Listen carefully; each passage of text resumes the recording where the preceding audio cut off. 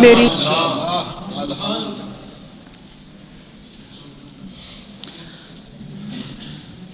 وَقَضَىٰ رَبُّكَ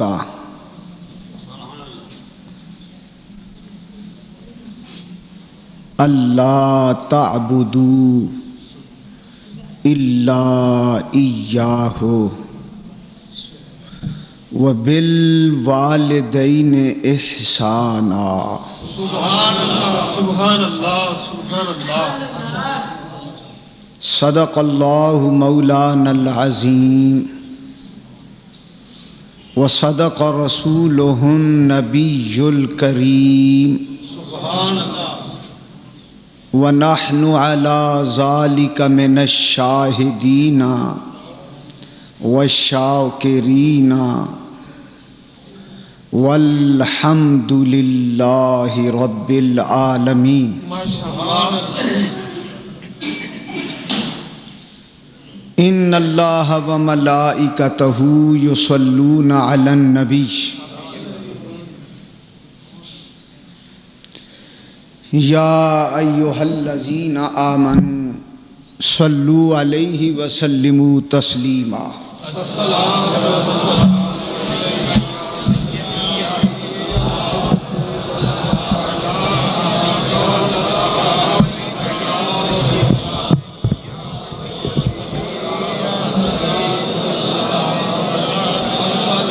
الصلاۃ والسلام علیکہ یا سیدی یا رسول اللہ وعلی آلک وصحابک یا سیدی یا حبیب اللہ۔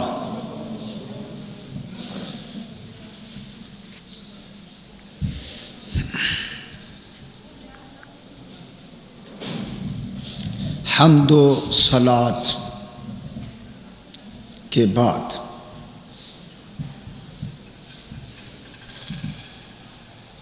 معزز سامعین کرام، برادران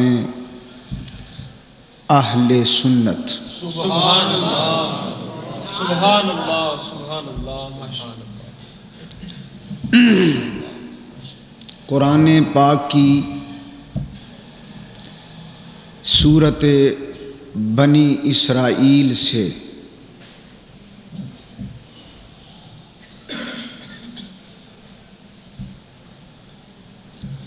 ایک آیت مبارکہ آپ کے سامنے تلاوت کی گئی ہے۔ سبحان اللہ الحمدللہ، جس میں اللہ رب العزت جل جلالہ وعم نوالہ نے اپنی عبادت کے بعد والدین کے ساتھ احسان کرنے کا حکم فرمایا۔ سبحان اللہ سبحان اللہ۔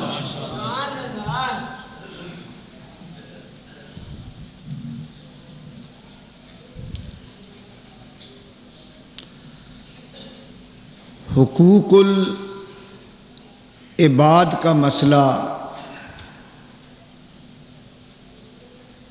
دین اسلام میں ایک بنیادی حیثیت رکھتا ہے۔ سبحان اللہ سبحان اللہ۔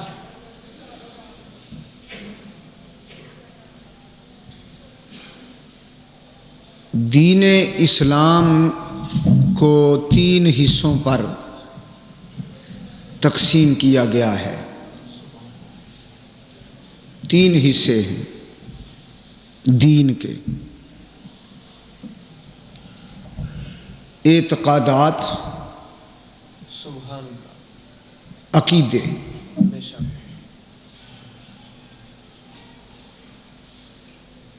پھر عبادات، سبحان اللہ، عبادتیں، نماز، روزہ، حج و زکوٰۃ، پھر معاملات سبحان اللہ سبحان اللہ، یعنی حقوق العباد۔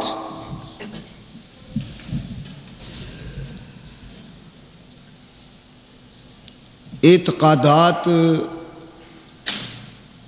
اور عبادات اپنی جگہ پر مرکزی حیثیت رکھتے ہیں،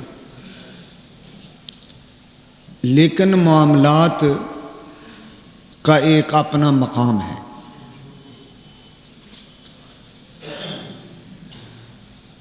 اگر کسی شخص کے اعتقادات بھی اچھے ہوں، عبادات بھی بجا لاتا ہو، لیکن معاملات میں اچھا نہ ہو تو وہ جنت میں نہیں جائے گا، اس کی بخشش نہیں ہوگی۔ دیکھیں آپ، یہ کتنی بنیادی چیز ہے۔ اپنے معاملات درست کیے بغیر مخلوق کے ساتھ جو معاملات ہیں ان کو درست رکھے بغیر انسان کتنا بھی عابد اور زاہد ہو بخشش کا حقدار نہیں ہوتا۔ مخلوق کے ساتھ، بندوں کے ساتھ جو تعلقات، جو میل جول ہے، جو لین دین ہے، جو حقوق و فرائض ہیں بندوں کے، ماں باپ کے، اولاد کے، بیوی کے، بچوں کے، رشتہ داروں کے، ہمسایوں کے، اگر کوئی شخص ان میں پورا نہیں اترتا تو 100 حج بھی کرے بخشا نہیں جائے گا۔ پچھلے جمعۃ المبارک کے خطاب میں عرض کیا تھا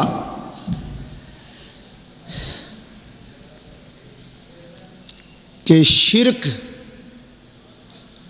توبہ کرنے سے بخشا جاتا ہے، لیکن کسی بندے کا مارا ہوا حق توبہ سے بھی نہیں بخشا جاتا۔ اس لیے معاملات کا مسئلہ بڑا حساس مسئلہ ہے، اور جتنا یہ مسئلہ حساس ہے، بنیادی ہے، اتنے ہی ہم لوگ اس مسئلے سے غافل ہیں۔ مخلوق کے حقوق، بندوں کے حقوق جو ہمارے ذمے ہیں اپنے معاشرے میں، رشتہ داروں کے حقوق، ہمسایوں کے حقوق، ماں باپ کے حقوق، اگر کوئی ان کی حفاظت نہیں کرتا تو اس کی باقی نیکیاں بھی اس کے کام نہیں آتی۔ اللہ توفیق دے تو ہم حقوق العباد کے مسئلے کو بنیادی مسئلہ جان کر، اس کا علم حاصل کر کے حقوق کی ادائیگی کا اہتمام کریں۔ حضرات محترم، توجہ فرمائیے، جتنے حقوق مخلوق کے اللہ تعالیٰ نے فرض کیے ہیں،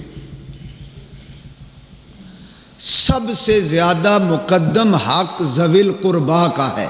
سبحان قرآن کی روح سے ذوی القربا، قرابت والے، سبحان اللہ، جو ذوی القربا ہیں ان کا حق سب پر مقدم ہے۔ سبحان اللہ نے قرآن پاک میں فرمایا فآت ذی القربی حقہ، اے لوگو قرابت داروں کے حق ادا کیا کرو۔ سبحان اللہ، اور یہ قرابت داروں کے حقوق جو ہیں، قرابت داروں کے، ان کی اہمیت کا اندازہ آپ یہاں سے لگائیں کہ اللہ تعالیٰ اپنے محبوب کریم صلی اللہ علیہ وسلم کو حکم دیتا ہے، قُلْ لَا أَسْأَلُكُمْ عَلَيْهِ أَجْرًا سبحان اللہ، إِلَّا الْمَوَدَّةَ فِي الْقُرْبَى۔ سبحان اللہ، سبحان اللہ، اے محبوب، آپ اپنی امت سے فرما دیں کہ اے لوگو، میں نے تمہیں دعوت دین دی، تبلیغ کی، مصیبتیں مشقتیں برداشت کر کے تم تک دین پہنچایا، اس پر میں تم سے کوئی معاوضہ، کوئی اجرت، کوئی صلہ نہیں لیتا، مگر ایک صلہ تم سے اس کا ضرور مانگتا ہوں، وہ یہ کہ قرابت داروں سے محبت کرو۔ سبحان اللہ۔ آگے یہ مسئلہ اور اس کی تفصیل طلب ہے، میں صرف اتنی بات بتانا چاہتا ہوں قرآن کی روشنی میں کہ رسول پاک نے ہمیں فرمایا میں تم سے تبلیغ دین پر کوئی اجرت نہیں مانگتا، مگر اگر مانگتا ہوں تو یہ مانگتا ہوں کہ قرابت داروں کے حق ادا کیا کرو، قرابت داروں سے محبت کرو، خواہ وہ میرے قرابت دار ہوں خواہ وہ تمہارے قرابت دار ہوں، قرابت داروں کا حق۔ اس سے اہمیت واضح ہوتی ہے۔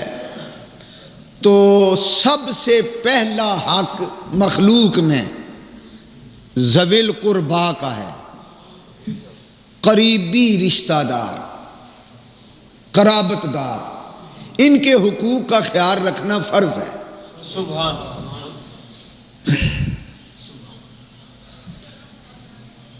یہ پنجابی زبان میں بھی ایک مثال مشہور ہے کہ اول خیشاں پھر درویشاں۔ خیش جو ہیں وہ قرابت دار ہیں، ان کا نمبر پہلا ہے، ان کے حقوق مخلوق میں سب سے زیادہ مقدم اور بنیادی حیثیت رکھتے ہیں۔ پھر قرابت داروں میں سب سے زیادہ مقدم حق ان کا ہے جو خون کا رشتہ رکھتے ہیں۔ سبحان اللہ۔ جتنا خونی قریبی رشتہ ہے، خون کا رشتہ، وہ قرابت داروں میں سب سے زیادہ ان کا حق مقدم ہے، خون کے رشتہ داروں کا۔ لیکن یہ بات دین اسلام نے ہمیں بتائی ہے، یہ تو میں حقوق کی بات کر رہا ہوں۔ ایک حق ہے امت کا آپس میں، ان میں قرابت دار مقدم ہے۔ ایک حق ہے نبی کا امت پر، سبحان اللہ، سبحان اللہ۔ نبی کا حق جو ہے وہ قرابت داروں کے حق سے بھی مقدم ہے۔ سبحان اللہ، سبحان اللہ، ماشاءاللہ۔ محمد کی محبت خون کے رشتوں سے بالا ہے، سبحان اللہ، خون کے رشتوں سے بالا ہے، بالا ہے، اور یہ رشتہ دنیاوی قانون کے رشتوں سے بالا ہے۔ سبحان اللہ۔ وہ ایک الگ حیثیت کا مسئلہ ہے۔ یہاں اس وقت جو بات ہو رہی ہے وہ امت کے درمیان معاشرے کے اندر سب سے زیادہ حق کس کا ہے؟ قرابت داروں کا۔ قرابت داروں میں سب سے زیادہ مقدم حق کن کا ہے؟ خون کے رشتہ داروں کا۔ سبحان اللہ۔ خون کے رشتہ داروں میں بھی سب سے مقدم حق ماں باپ کا، ماں باپ کا، حق کے والدین۔ ساری کائنات میں انسان پر خدا اور رسول کے بعد، خدا اور رسول کے بعد سب سے زیادہ بنیادی اور سب سے زیادہ مقدم حق ماں باپ کا ہے۔ یہ ہے مسئلے کی بنیاد۔ سبحان اللہ۔ اللہ تعالیٰ قرآن پاک میں ارشاد فرماتے ہیں وَقَضَىٰ رَبُّكَ، تمہارے رب نے یہ فیصلہ کر دیا ہے، یہ حکم سنا دیا ہے، اٹل یہ دفعہ لگا دی ہے، کیا؟ اللہ تعبدوا الا ایاہ، اللہ کے سوا کسی کی عبادت مت کرو۔ پوجا صرف اللہ کی ہے، عبادت صرف اللہ کے لیے ہے۔ وَبِالْوَالِدَيْنِ احسانا، اور اللہ کی عبادت کے بعد ماں باپ کے ساتھ حسن سلوک کرو۔ سبحان اللہ سبحان اللہ سبحان قرآن پاک میں اللہ تعالیٰ نے عبادت کے بعد، اپنی عبادت کے بعد ماں باپ کے ساتھ حسن سلوک اور نیک برتاؤ کرنے کا حکم دیا ہے۔ اس سے اہمیت ہوتی ہے ماں باپ کے حق کی، کہ ماں باپ کا حق کتنا مقدم ہے۔ دوسری جگہ قرآن پاک میں اللہ تعالیٰ ارشاد فرماتے ہیں وَوَصَّيْنَا الْإِنسَانَ بِوَالِدَيْهِ إِحْسَانًا، سبحان اللہ ہم نے انسان کو یہ وصیت کر دی ہے کہ اے انسان، ہم تجھے تیرا خدا ہو کر، تیرا خالق ہو کر یہ وصیت کرتے ہیں کہ اپنے ماں باپ کے ساتھ سب سے زیادہ نیکی کا برتاؤ کرو اور حسن سلوک کرو۔ سبحان اللہ تمہارے حسن سلوک کے سب سے زیادہ مستحق تمہارے ماں باپ ہیں۔ سبحان اللہ سبحان اللہ یہ حکم قرآن پاک میں جا بجا ملتا ہے، ماں باپ کے حقوق کا خیال رکھو۔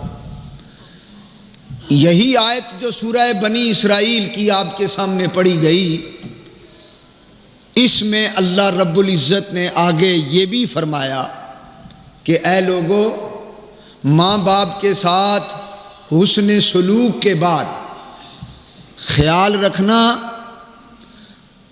اگر تمہارے ماں باپ بوڑھے ہوں، وہ تمہیں کوئی بات کہیں تو تم اپنے پر ان کے آگے بچھا دو۔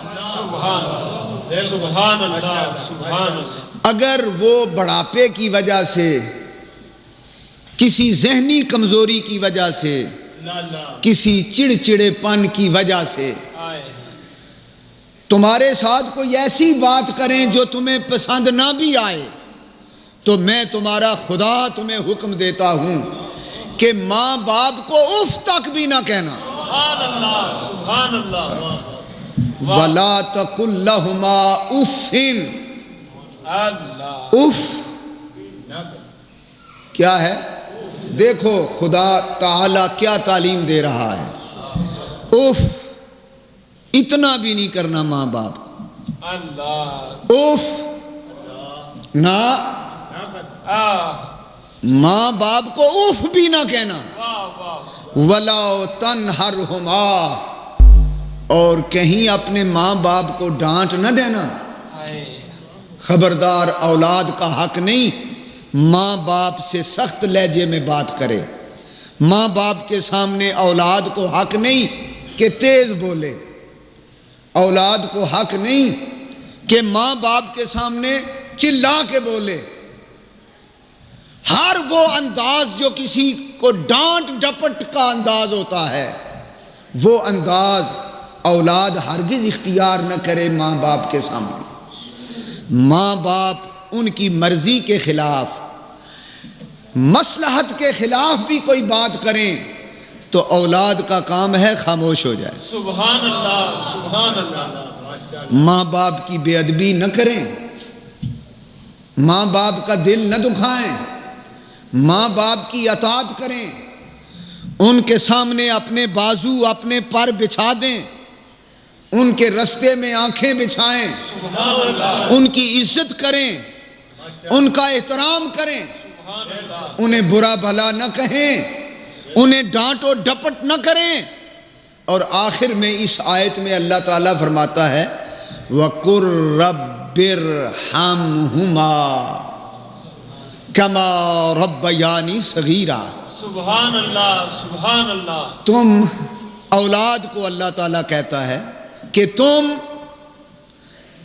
یہ بات یاد رکھو، ماں باپ کے لیے اگر تم نے کچھ کرنا ہے تو پھر یہ کرو، سبحان اللہ ہاتھ اٹھا کے ان کے لیے دعا کیا کرو۔ سبحان اللہ رب ارحمہما،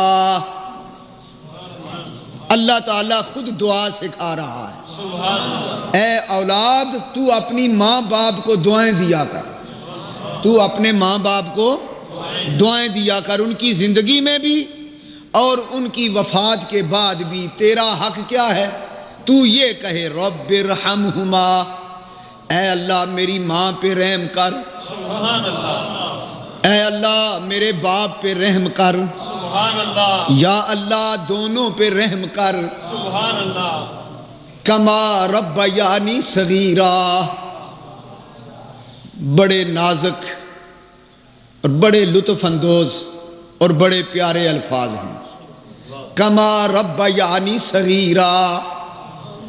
اے اللہ جس طرح ماں باپ نے، میں چھوٹا تھا، میں بچہ تھا، میری پرورش کی، مجھے پالا، سبحان اللہ، میں اس کا صلہ ادا نہیں کر سکتا، میں ماں باپ کو اس کا اجر ادا نہیں کر سکتا۔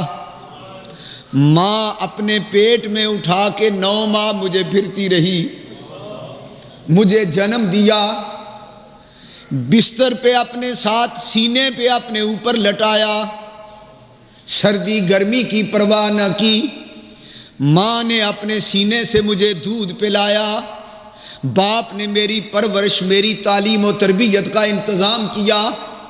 اے اللہ میں اپنے ماں باپ کی خدمت کا، پرورش کا، تربیت کا بدلہ ادا نہیں کر سکتا، رب ارحمہما، سبحان اللہ، میری طرف سے میرے ماں باپ کو تو ہی اجر دے، کیونکہ تو ہی اجر دے سکتا ہے، میرے پلے تو کچھ نہیں، میں تو کچھ نہیں کر سکتا۔ عجیب رقت آمیز لفظ ہیں یہ، بالکل، کما ربیانی صغیرا۔ اللہ تعالیٰ اولاد کو تعلیم دیتے ہوئے پھر پیچھے لے گیا ہے بچپن کی طرف کہ اے اولاد اپنا بچپن یاد کر۔ ماں باپ سے تلخ بولنے والے، ماں باپ کو ڈانٹنے والے، ماں باپ کے حقوق کا خیال نہ رکھنے والے، چل بچپن کی طرف واپس۔ جب تو بچہ تھا تجھے ماں باپ نے کس طرح پالا، تیری کس طرح خدمت کی؟ کوئی کر سکتا ہے؟ کوئی یہ بوجھ اٹھا سکتا ہے؟ کوئی ہے ماں باپ کے علاوہ جو کسی انسان کی اتنی خدمت کر سکے؟ یہ جگر گردہ ماں باپ کا ہے، یہ حوصلہ ماں باپ کا ہے۔ ماں باپ نے کیا کیا؟ بھوک تجھے لگی، رحم والدین کو آیا، پیاس تجھے لگی، جی ماں باپ کا گھبرایا، گرمی تجھے لگی، پھڑکنے ماں باپ لگے، سردی تجھے لگی، رونا ماں باپ کو آیا، تکلیف تجھے پہنچی، بے آرام ماں باپ ہوئے، بیمار تو ہوا، سکون ماں باپ کا لٹ گیا۔ تو اندازہ کر سکتا ہے تیرے ماں باپ نے تیرے ساتھ کیا کیا؟ خبردار، میں خدا ہو کر تجھے اجازت نہیں دیتا کہ تو اپنے ماں باپ کی بے ادبی کرے۔ یہ ہے قرآن کی تعلیم۔ ہاں ایک جگہ اللہ تعالیٰ قرآن پاک میں یوں تعلیم دیتے ہیں کہ تیرے ماں باپ برے بھی ہوں، بد عقیدہ بھی ہوں، تو مسلمان ہے، تیرے ماں باپ کافر بھی ہوں، مشرک بھی ہوں، تو ان کا عقیدہ قبول نہ کر، تو مشرک نہ بن، تو ان کے ساتھ مل کر کافر نہ بن، لیکن ان کے ساتھ نیکی کا برتاؤ ضرور کرتا رہے، خواہ وہ مشرک بھی ہوں، خواہ وہ کافر بھی ہوں، ان کی خدمت کرتا رہے، ان کا عقیدہ قبول نہ کر، ان کے شرک کی وجہ سے تو مشرک نہ بن جانا۔ اللہ رسول کی بغاوت کے معاملے میں ماں باپ کوئی کام کہیں تو وہ نہ مان، باقی دنیاوی معاملات میں ان کی ہر بات مان۔ سبحان اللہ، سبحان اللہ، دین کے مسئلے میں اللہ اور رسول کا حکم مان، ماں باپ کا نہ مان۔ لیکن دنیا کے مسائل میں ماں باپ کافر بھی ہوں، ان کا ادب کر، ان کی خدمت کا لحاظ رکھ، ان کے ساتھ حسن سلوک کر، ان کے ساتھ نیکی کر۔ ہاں ہاں حدیث یاد آ گئی، بڑی پیاری حدیث ہے۔ ایک صحابی اپنی بوڑھی اماں کو اٹھا کر طواف کعبہ کرا رہا ہے، حج کے لیے لایا ہے، طواف کرا رہا ہے، 7 چکر پورے کیے۔ رسول پاک صلی اللہ علیہ وسلم بھی طواف سے فارغ ہوئے۔ صحابی اپنی والدہ کو زمین پر بٹھا کر حضور کی بارگاہ میں ہاتھ جوڑ کر سلام عرض کرتا ہے، کہتا ہے میرے آقا میرے مولا، یہ میری بوڑھی اماں ہے، میں نے کندھوں پہ اٹھا کر اس کو حج کرایا ہے، طواف کرایا ہے، کیا میں نے ماں باپ کا حق، اپنی والدہ کا حق ادا کر لیا؟ میرے آقا سرور کائنات نے فرمایا، اے اللہ کے بندے، تو نے تو ایک سانس کا حق بھی ادا نہیں کیا، ایک سانس کا حق بھی۔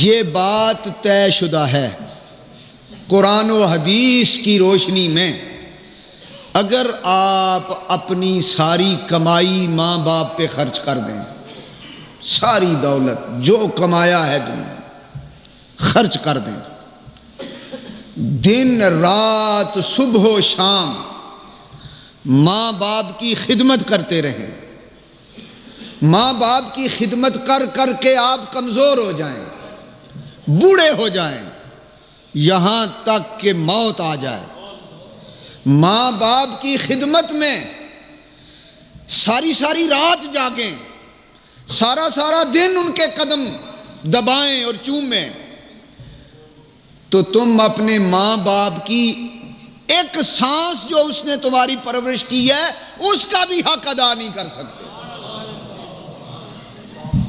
اس لیے خدمت جتنی کرو گے اس کا تمہیں ثواب ملے گا، بخشش ہوگی، تمہیں نجات ملے گی، لیکن ماں باپ کی خدمت کا حق ادا نہیں کر سکتے۔ اسی لیے فرمایا، اے میرے عاجز بندو، تم اپنے ماں باپ کا حق کما حق ہو ادا نہیں کر سکتے، ان کی بے لوث محبت کا تمہارے پاس کوئی جواب نہیں ہے، ماں باپ کو جو تمہارے ساتھ محبت ہے اس کا تمہارے پاس کوئی جواب نہیں ہے، تم ان کی خدمات کا صلہ ادا کرنے کے قابل نہیں ہو۔ تو اسی لیے یہ ترکیب بتائی ہمیں، خدا کہتا ہے تم مجھ سے کہو، تمہاری طرف سے تمہارے ماں باپ کو میں اجر دوں، میں صلہ دوں، رب ارحمہما کما ربیانی صغیرا، تم مجھے کہو اے اللہ ہم اپنے ماں باپ کی خدمت، لہذا اولاد کا فرض ہے اپنے ماں باپ کے لیے ان کی زندگی میں دعا کرے، ان کے وفات پا جانے کے بعد بھی ان کے لیے دعا کرے، ان کی قبروں پہ جا کے ان کے لیے دعا کرے کہ اے اللہ ہمارے ماں باپ پہ تو رحم کر، جس طرح انہوں نے بچپن میں ہمیں پالا، ہماری خدمت کی، ہماری تربیت کی، ہماری پرورش کی، ہم اس کا صلہ ادا نہیں کر سکتے، اس کا صلہ تو ادا کر، اس کا اجر تو ادا کر۔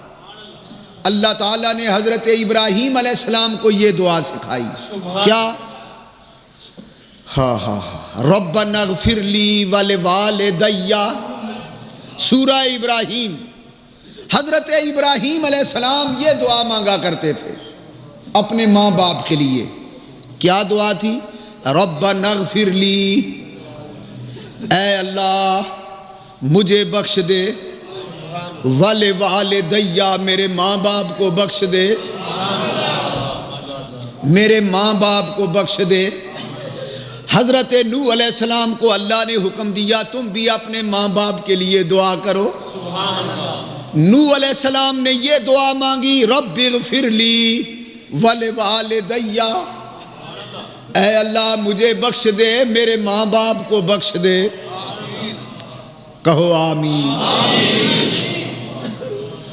میرے آقا ہم سب کے مولا تاجدار مدینہ صلی اللہ علیہ وآلہ وسلم نے ابراہیم علیہ السلام کی دعا جو انہوں نے اپنے ماں باپ کے لیے مانگی، نوح علیہ السلام کی دعا جو انہوں نے اپنے والدین کے لیے مانگی، ہمارے نبی صلی اللہ علیہ وسلم نے ان نبیوں کی دعا اپنی امت کے لیے 5 گانہ نمازوں میں رکھ دی. رب اجعلنی مقیم الصلاۃ ومن ذریتی ربنا وتقبل دعا ربنا اغفر لی ولوالدی. کہو سبحان اللہ، مل کے بولو ذرا، شکر ادا کرو اللہ کا. ہمارے نبی نے ہم پہ کیا رحم کیا. حضور علیہ السلام رحمت للعالمین آقا نے ہم پہ کتنا کرم کیا کہ جو دعا نبیوں نے اپنے ماں باپ کے لیے مانگی، رسول پاک نے وہ دعا ہر نماز میں اپنی امت کے لیے رکھ دی. ربنا اغفر لی ولوالدی وللمؤمنین یوم یقوم الحساب.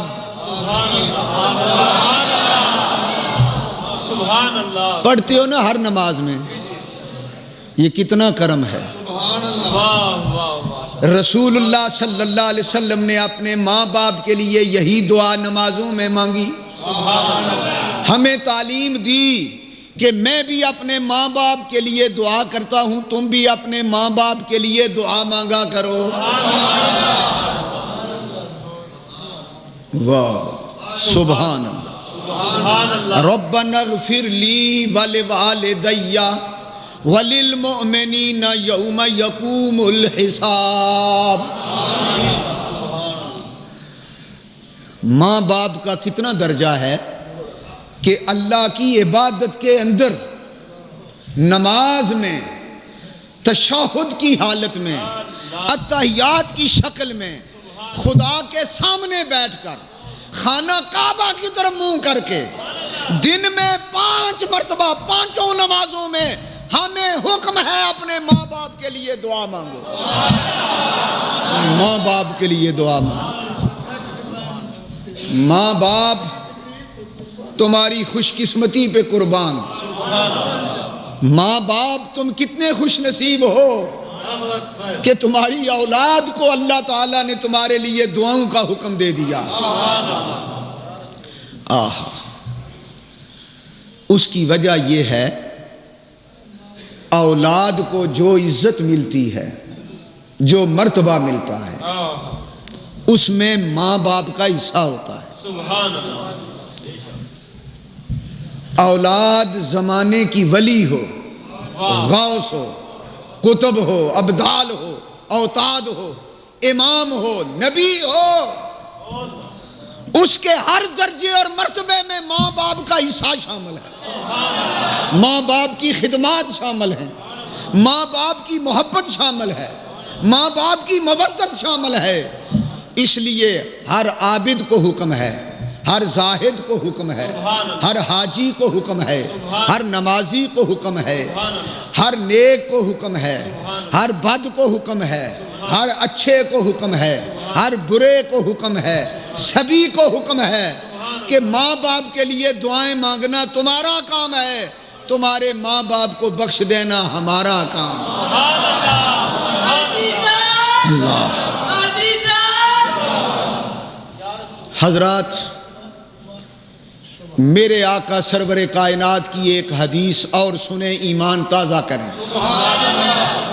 حدیث سنیں، مسائل سنیں ماں باپ کی خدمت کے، اجر سنیں اس کا. جمعے سے فارغ ہوں، اگر تمہاری ماں ناراض ہے، تمہارا باپ ناراض ہے، جا کے اس کے قدموں پہ گر جاؤ. ان کی غلطیاں شمار نہ کرو، اپنے آپ کو غلطی پہ سمجھو، ان سے معافی مانگو۔ میرے آقا سرور کائنات نے فرمایا الجنت تحت اقدام الامہات، جنت ماں کے قدموں کے نیچے ہے۔ جنت کدھر ہے جس کو تم تلاش کرتے پھرتے ہو؟ کوئی نماز میں جنت تلاش کرتا ہے، کوئی روزے میں جنت تلاش کرتا ہے، کوئی عبادت میں جنت تلاش کرتا ہے، کوئی کسی جگہ جنت تلاش کرتا ہے۔ میرے آقا نے فرمایا ادھر آؤ، جنت تمہاری ماں کے قدموں کے نیچے ہے، وہاں سے تمہیں جنت ملے گی۔ ہاں، ماں کے قدم چوم لو، سبحان اللہ، خدا کی قسم جنت کی دہلیز چومنے کا ثواب، ہاں کتنا بڑا اجر ہے۔ میرے آقا سرور کائنات صلی اللہ علیہ وآلہ وسلم کی حدیث سنو۔ ایک صحابی حضور کی بارگاہ میں حاضر ہوا، یا رسول اللہ صلی اللہ علیہ وسلم، میرے اندر بڑا جذبہ ہے، کفر کے خلاف جہاد کرنا چاہتا ہوں، مجھے اجازت دی جائے میں جہاد کے لیے جاؤں اور شہید ہو جاؤں۔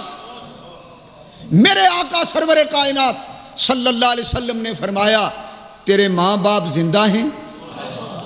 کہا ہاں زندہ ہیں۔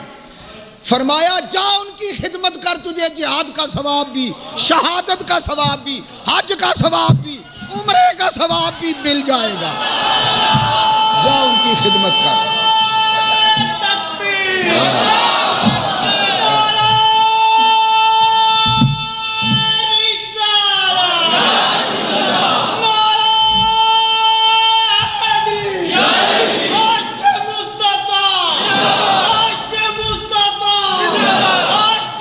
ایک حدیث اور سنیے، میرے آقا سرور کائنات صلی اللہ علیہ وسلم نے ارشاد فرمایا، مشکات شریف مسلم شریف کی حدیث، حضور علیہ السلام نے ارشاد فرمایا جو شخص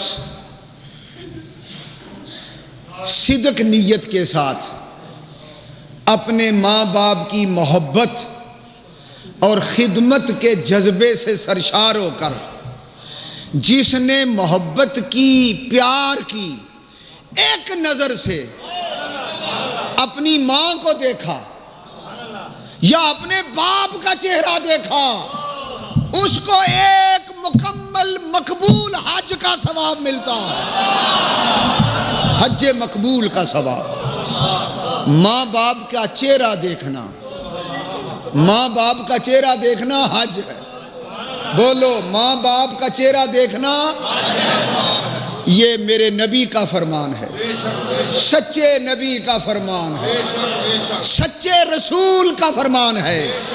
جس سچے رسول نے فرمایا عالم کا چہرہ دیکھنا عبادت، مسجد دیکھنا عبادت، کعبہ دیکھنا عبادت، قرآن دیکھنا عبادت، علی کو دیکھنا عبادت، اسی نبی نے کہا ماں باپ کو دیکھنا حج، ماں باپ کو دیکھنا حج کے برابر۔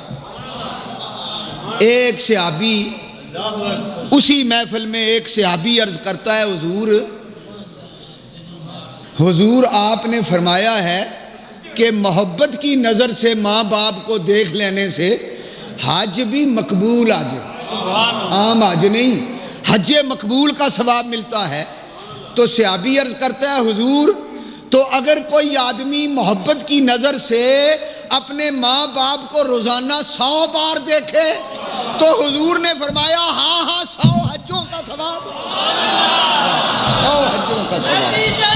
اللہ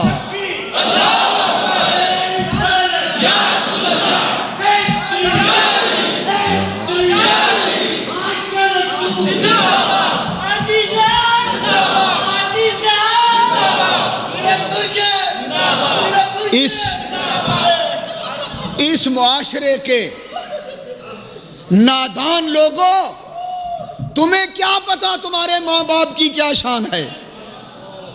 میرے آقا سرور کائنات نے فرمایا جب ماں باپ اپنی اولاد کے لیے دعا کریں، ایک دعا تو وہ ہے نا جو اولاد کرے ماں باپ کے لیے، ایک دعا وہ ہے جو ماں باپ کریں اولاد کے لیے۔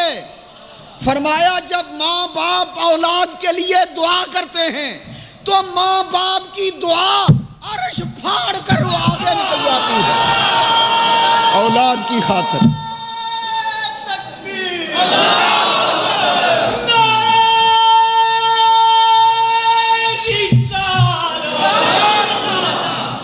حضرت موسیٰ کلیم علیہ السلام کی عادت مبارکہ تھی، جب آپ چلتے تھے تو تیز تیز قدم اٹھاتے تھے۔ جب آپ کی والدہ وفات پا گئیں، ایک دن اسی طرح تیز تیز چل رہے تھے، اللہ کی طرف سے وحی آئی، موسیٰ کلیم تیز چلنا چھوڑ دو، سنبھل کر چلو، آہستہ آہستہ چلو، خبردار پاؤں سنبھل کے رکھو، کیا تیزی سے کام لیتے ہو۔ حضرت موسیٰ کلیم حیران رہ گئے کہ ساری زندگی میرا معمول ہے تیز چلنا، مجھے کبھی نہیں روکا گیا، میری والدہ کی وفات کے بعد مجھے روک دیا گیا تیز چلنے سے۔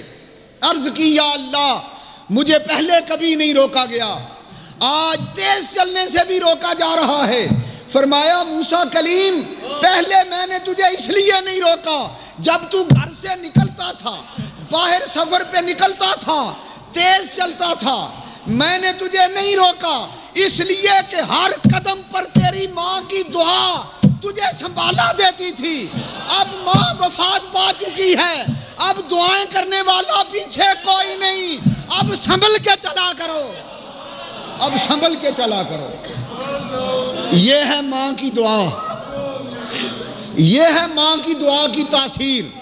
اللہ اپنے نبی اور رسول کو حکم دیتا ہے، تو موسیٰ کلیم ہے، صاحب شریعت ہے، پر ماں کی دعا کے بغیر گزارا تیرا بھی نہیں۔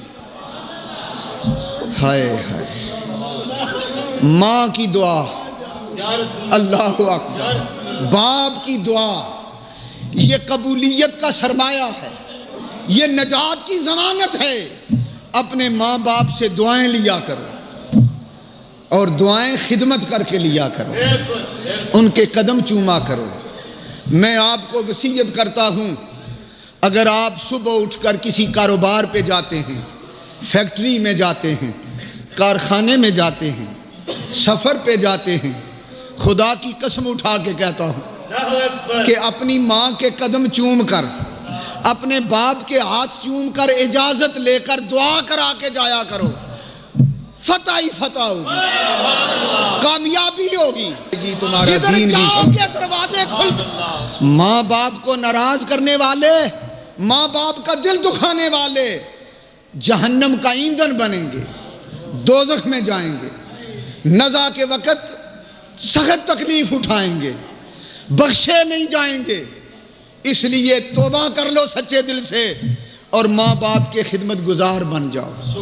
اگر تمہیں پتہ چل جائے ماں باپ کی عزت کا مرتبہ خدا کے نزدیک کتنا ہے، اللہ ماں باپ کی عزت کرنے والوں کو کتنا پسند کرتا ہے، تو تم نماز روزے کے بعد ماں باپ کی عزت اور احترام کو سب سے اولین فرض سمجھا کرو۔ دو باتیں سناتا ہوں چھوٹی چھوٹی، کہو سبحان اللہ۔ پہلی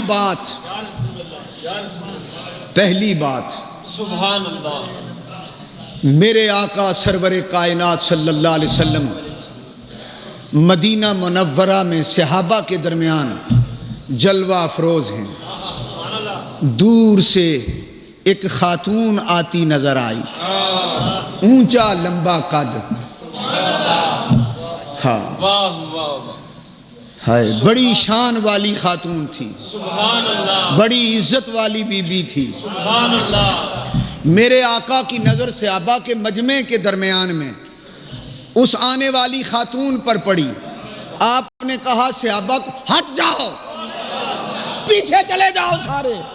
حضور اٹھ کے دوڑ پڑے، اس خاتون کی طرف دوڑے، میرے آقا نے اپنی چادر مبارک یا ایھا المدثر والی چادر اتار کے اس کے قدموں میں بچھا دی، ہاتھ باندھ کے ادب سے کھڑے ہو گئے، کہا میری اماں میں قربان جاؤں تیرے قدموں پر۔ وہ نبی جس کے قدموں پہ 14 طبق قربان ہیں، ادب سے دو زانوؤں کے سامنے بیٹھ گئے، خود خاک پر بیٹھے، مٹی پر، اس خاتون کو اپنی چادر پہ بٹھایا، وہ رحمتوں والی چادر، وہ برکتوں والی چادر، وہ چادر جس کی شان میں سورہ مدثر اتری، وہ چادر جس کی شان میں سورہ مزمل اتری، قرآن جس کی شان میں اترا، وہ چادر نیچے بچھائی اور اس خاتون کو اس پہ بٹھایا۔ جب وہ خاتون باتیں کرنے کے بعد واپس جانے لگی تو میرے آقا نے کہا ذرا ٹھہر جاؤ۔ آپ نے صحابہ کو بلا کر جتنا سامان ممکن تھا اکٹھا کر کے 40 بکریاں یا 40 اونٹ، بے شمار سامان نقدی، سب کچھ پیش کر کے ہاتھ جوڑ کے کہا میں کچھ نہیں تمہاری خدمت کر سکا، خدا کے لیے مجھے معاف کرنا۔ جب وہ خاتون رخصت ہو گئی، چلی گئی، پوچھا گیا حضور یہ کون تھی؟ فرمایا یہ میری رضائی والدہ اماں حلیمہ سعدیہ تھی۔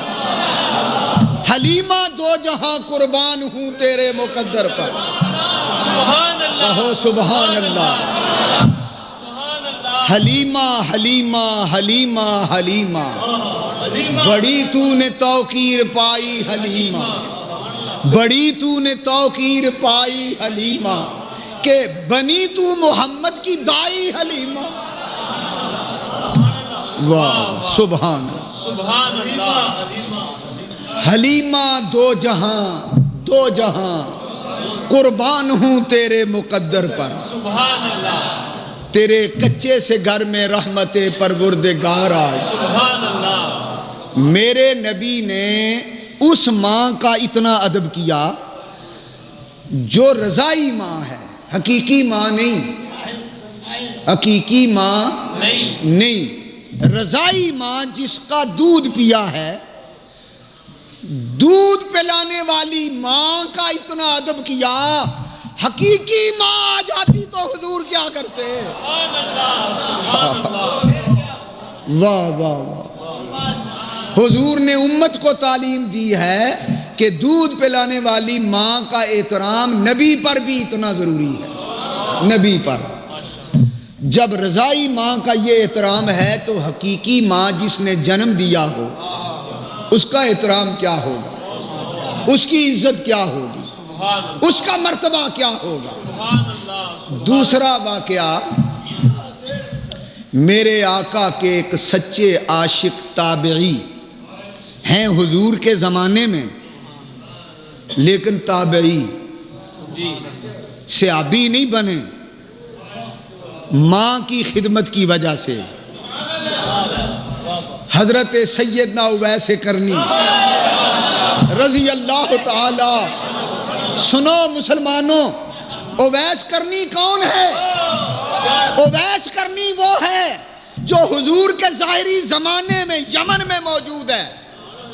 اس کی شان یہ ہے کہ رسول پاک نے فرمایا اے عمر، اے علی، تم دونوں آؤ، یہ میرا جبہ لے جاؤ، اویس کرنی کو میرا تحفہ دے کے کہنا میری امت کے لیے دعا کرے، میری امت کے لیے دعا کرے۔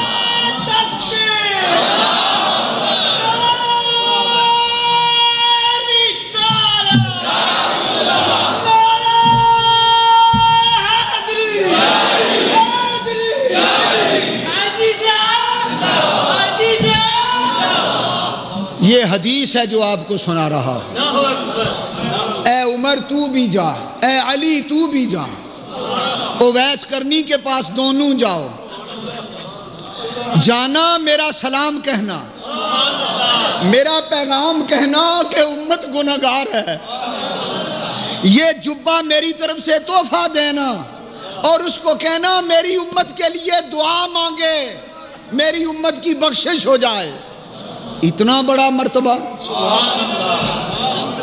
حبیب خدا نے دعا کے لیے اپنے 2 یار بھیجے، اور یار بھی وہ جن کی عظمت کے ڈنکے 14 طبق میں بج رہے ہیں۔